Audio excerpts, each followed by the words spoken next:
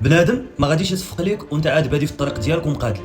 الناس كتصفق ليك حتى كتوصل وتوقف على رجليك.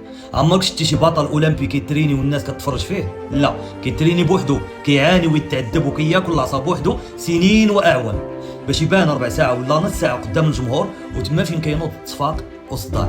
غير نسى الفكره ديال انك تلقى اللي يشجعك ويدعمك نهار تقرر دير شي حاجه مغايره وتخرج من القطيع. 80% ديال الهضره ديال الناس كامله غير طاقه سلبيه، وفم بنادم عمرك غتقدر انك تسدو.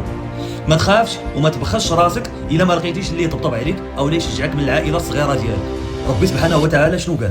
وان ليس للانسان الا ما سعى. يعني غتاخذ على قد تمارتك والعرق ديال الجبين ديالك. وقال تاني وان سعيه سوف يرى. وشكون اللي غيشوف هاد التماره؟ ماشي الشركه، ماشي المدير، وماشي صاحبك، وماشي الجيران، وماشي حتى عائلتك. اللي كيشوفك وانت سهران وطاح الوقت بوحدك هو الله سبحانه وتعالى. ثم يجزاه الجزاء الاوفى. ربي غيكافئك مكافاه كبيره وغيعطيك رزقك مكمول على كل دقيقه تقاتلتي فيها.